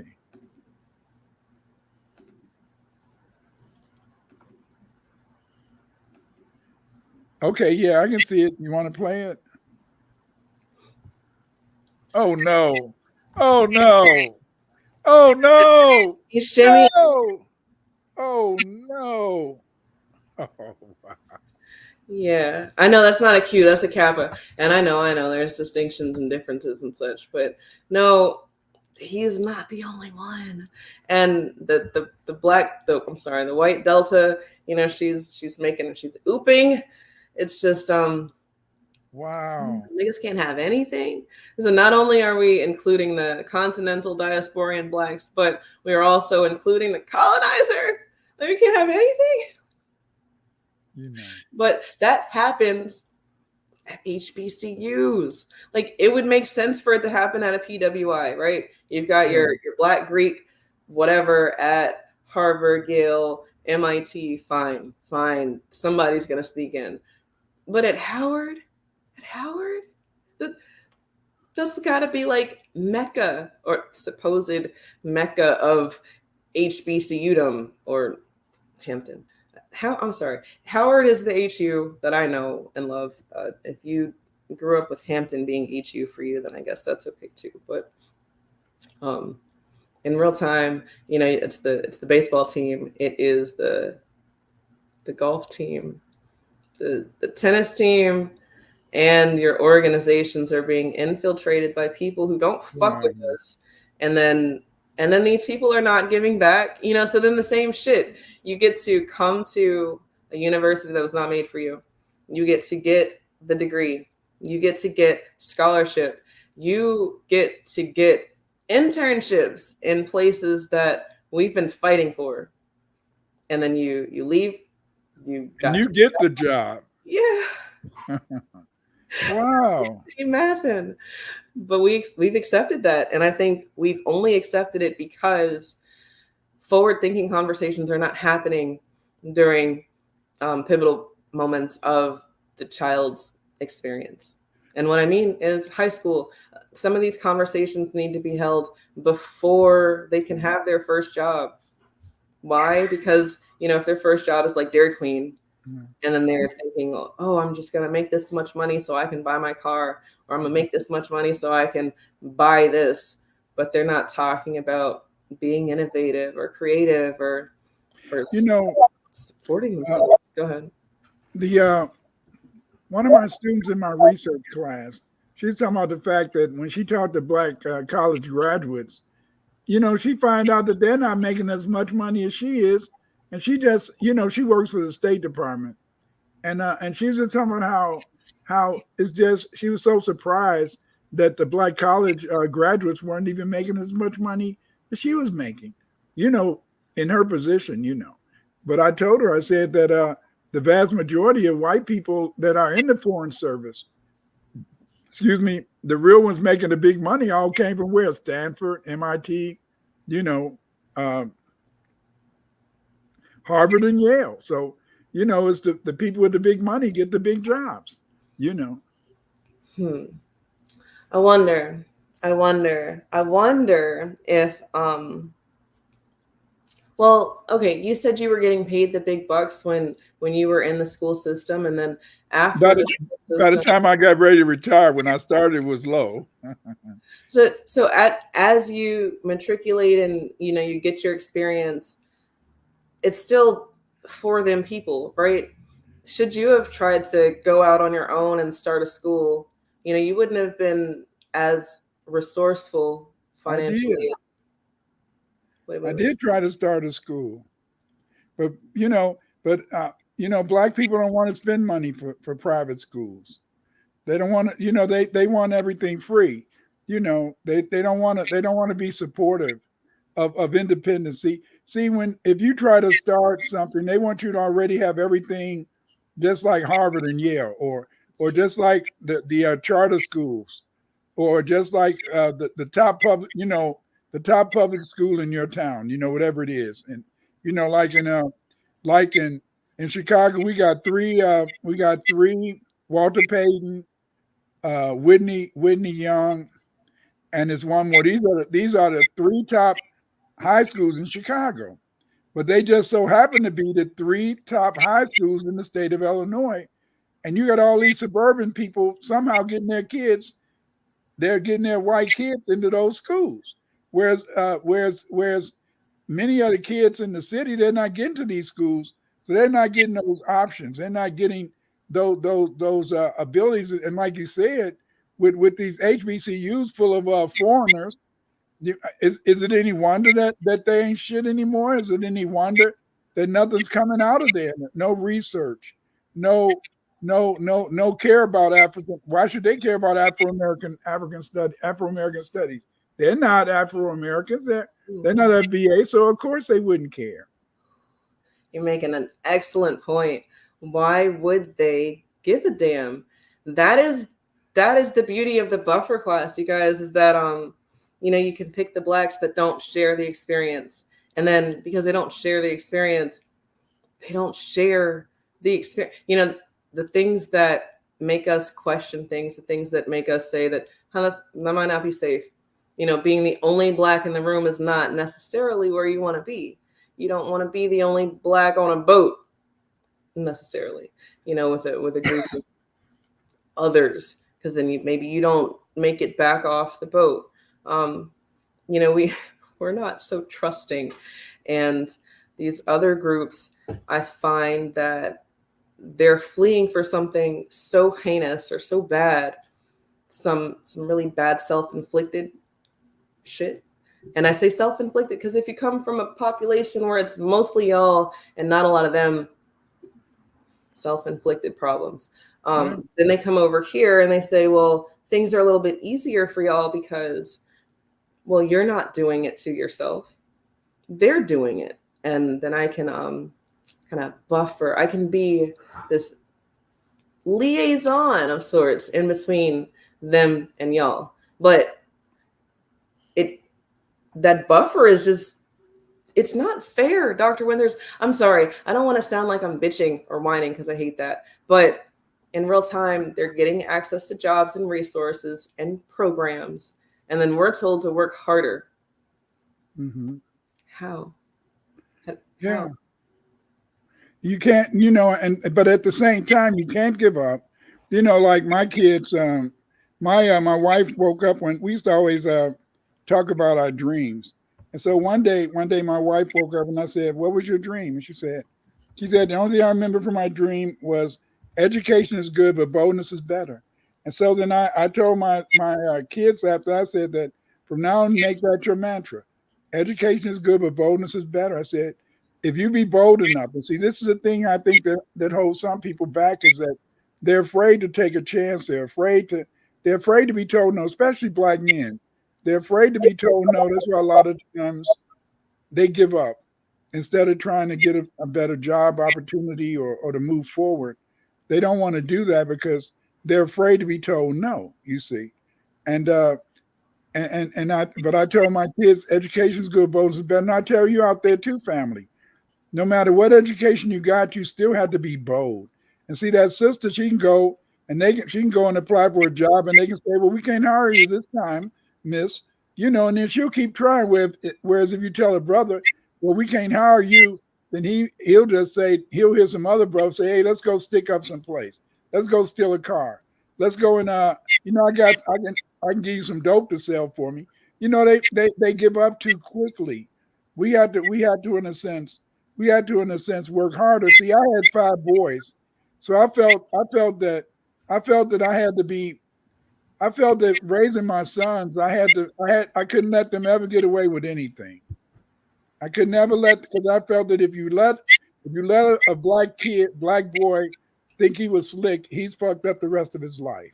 And so then I always had to cap my kids, but all praise on the God. Nobody in jail right now.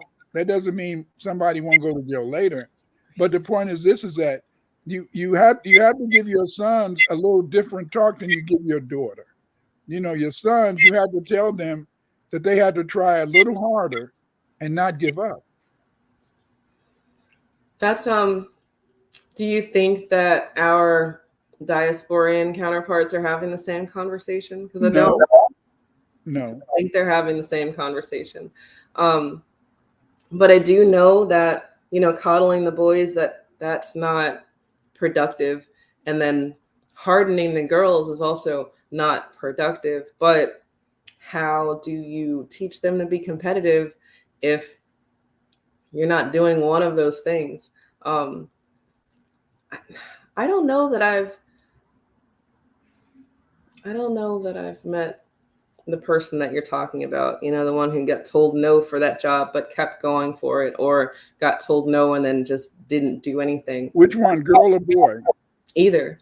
I'm thinking, because either everybody got the job that they wanted or they didn't, and then everybody moved on collectively. Like, all right, you don't want me, fine, let me go somewhere else. But yeah, see, that's what I'm saying. You went somewhere else. But a lot of times, many brothers, after a while, they get tired of going somewhere else, and then they say, "I'll do something slick. I can make it easy way." I get that. Go ahead. I'm sorry. You know, and see, but that's the whole point. That's that determination that many women have, and it's kind of hard to transfer that determination to your boys. You know, and now because the fact is this, they want to do something slick. You know. And unless you can stop them from being slick when they're young, they're gonna fuck up down the road. I'm sorry, that's just the way it is, you know. And I don't know. I don't know. Maybe because I had 5 boys and I just had to be on my toes. But see, my wife, she wanted some girls, but I said, I said, I'll give you one girl, and the rest of them got to be boys and stuff. Yes, I knew how to make them. I knew how to make them. But anyway, I know you don't believe it. No, I mean 5 boys and then 1 girl. Baby, is that the girl? The baby is the girl? The baby is a boy too. So then, yeah, you said you were going to show her that you meant it. But I knew what to do. She was mad at me. I like how you moved, Dr. Winter. She was mad at me, but I said, hey. She said now, and then when my daughter, when she graduated from college, see, you want all these boys. My daughter graduated from college. Your boys, they went to college, but they didn't finish. You know what my sons told me? They said, Pops, we can never be as smart as you, so we don't need to go to college. Said you're so full of it. It's just Hey, that's in real time, you having to deal with the boys and their workaround. Maybe this is devil's advocate type talk. I like the workaround. I like that the Black man has the additional thought to go out and do something else because it's not going to be given to him. So, okay, maybe he doesn't get it right and he does something stupid. Okay.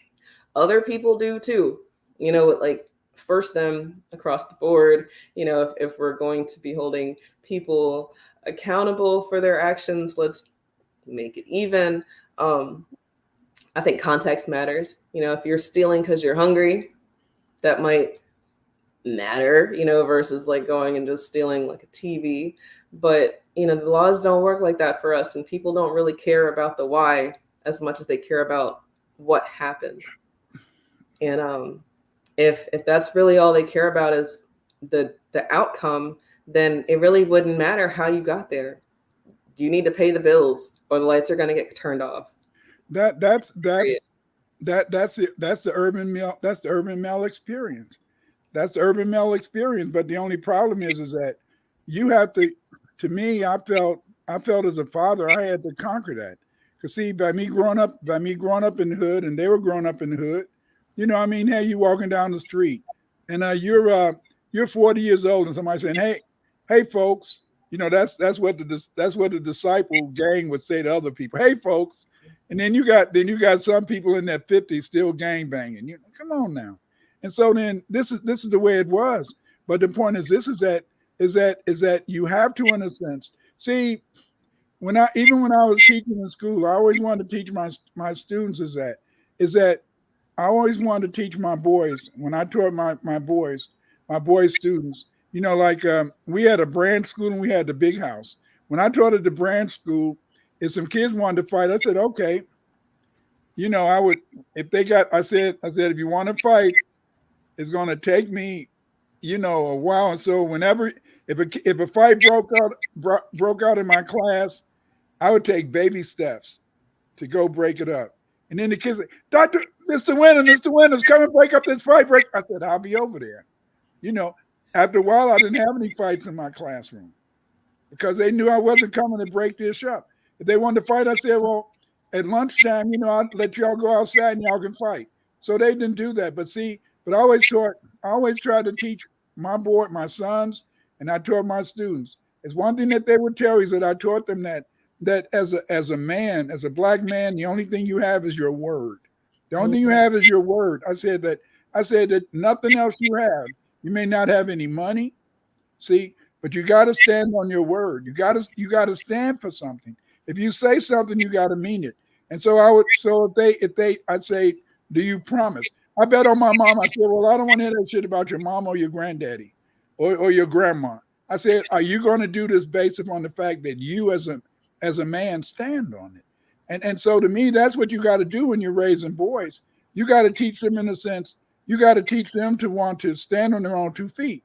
Because I'm not against gay people, but I didn't want my sons to be gay, because I felt, and I'm gonna tell you why. I felt that it was bad enough being a Black man, all the problems that we have. And I felt that if they became gay, they're getting extra discrimination, extra punishment, extra mixed treatment. You're laughing, but that's how I felt. That's I laugh because I find that I'm telling people the same thing. You're claiming gay over black because you're going to get something additional. Yeah. And you're talking about the negative, but in real time, you don't be black anymore and you're just gay, and now you've got benefits programs and people fighting for your right to fuck people that you want to fuck. Like, you got it. Even an argument, right? But don't be black. You can't be fighting for you for being black. We're gonna be street now. My father told me, said that. He said, Clyde, the only people that get stuff out of life easy is they get fucked. He said women get fucked and fags get fucked. Yeah. Homosexuals get fucked. So if you want to be fucked, then that's what you be. But if you want to be a man, you have to be ready to stand on your 10 toes down. If you want to be a man, you have to be there to really be ready to fight, to survive. It's hard. It's hard in these streets to fight to protect that pussy. It's hard. It's hard. Yes, I listen to Tariq. Yes. Oh, you killed the internet. No, Tariq says it all the time. It doesn't matter. No, that's very real. Protect your pussy, because it's yours. Because hey, you got to do it. I never get that. One day, one of my sons, when he was young, he drove up to the house, and so I said, "Hey, what up, though?" We were sitting on the front porch, so we came over to the car. He let the window down. I said, "Damn, I don't want to get cut." But the funny thing is that now that he made 50 the other day. And now that, after he got in his 30s, he stopped that stuff. So again, maybe he just had to, maybe he felt I was a little too strict. And so he wanted to get out there and experience the world, Yeah. Have his little, his break. What is it the Amish people do? They have a year of sin in the land. That's something. I think that, when we have a safe space, most of us are not going to get glitch on the stupid shit. We might toy around with things that we're unfamiliar with or things that we were told not to. But for the most part, a lot of us just have common sense. We know that we've got responsibilities to our families, to our jobs. Yeah. The things that they try to blanket statement us with really comes from other people. And then if we don't say anything about it, then we will take it on as our own. And I just would love for us to try to, if we're delineating, we're going to start claiming more of our shit across the board. You got to. HBCUs, while the one that I went to, I don't feel like it did as much as the white school I went to. Maybe it's because there's not enough ownership there. We're kind of giving it away, but it wasn't even really made for you anyway. It was the children of the slave owners who made these HBCUs. But it's the same thing with integration. Period. The more we try to be somebody else. See, that's what I love about Tariq and his delineation movement. Is that it is time. It is time, Professor Black Truth. It's time that we have to differentiate. We have to, in a sense, understand that we are a separate people. We did go through ethnogenesis, and we became the people we became the people we are. And I think that's very important. And I think that it's only by accepting that reality that we can move forward. How did you want to close tonight? Well, definitely check out the commercials from the middle of the program. You guys, you don't have to go to college. Don't do it, because really it's just a bill right now until Joe Biden makes college free for Black people, because that's what they want what they want to give us for reparations. Don't accept it as reparations though. But if he wants to, give us free college.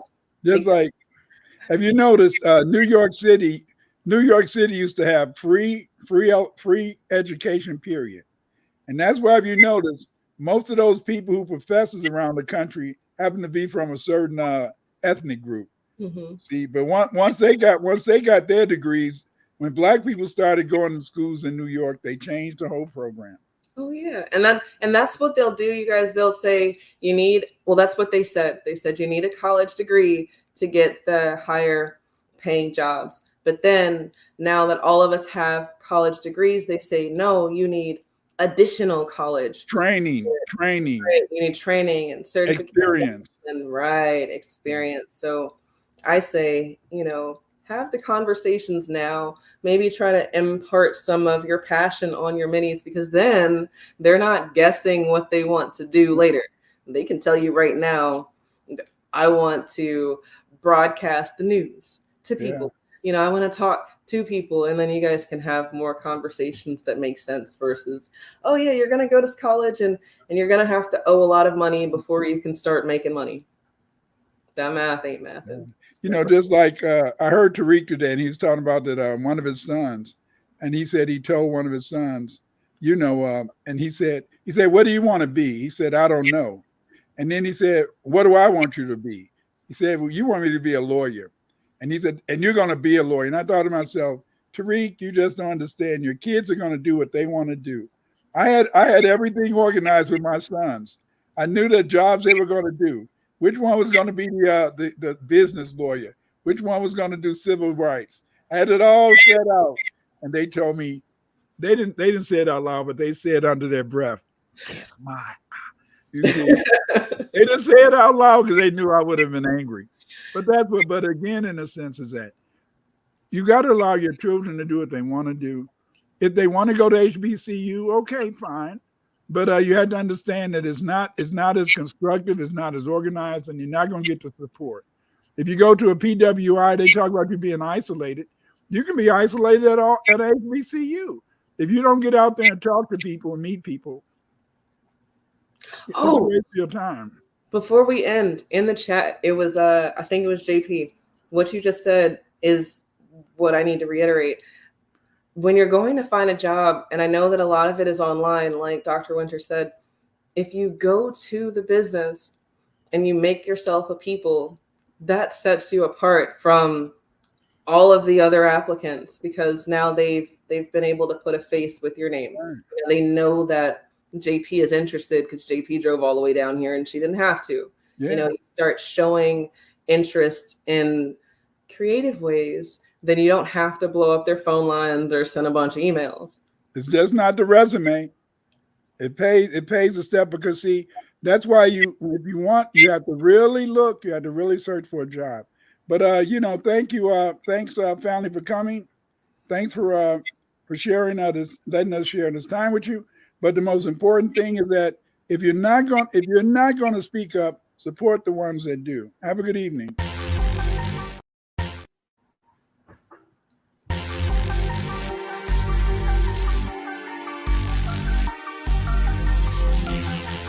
If you're not going to speak up, support the ones who do. If you're not going to speak up, support the ones who do. If you're not going to speak up, support the ones who do. If you're not going to speak up, support the ones who do. Vampires, they prey on your fears and then stay away. Vampires, they prey on your fears, control your atmosphere. Don't let them take your energy. What I see. Don't let them take control your atmosphere. I am you. Control your atmosphere.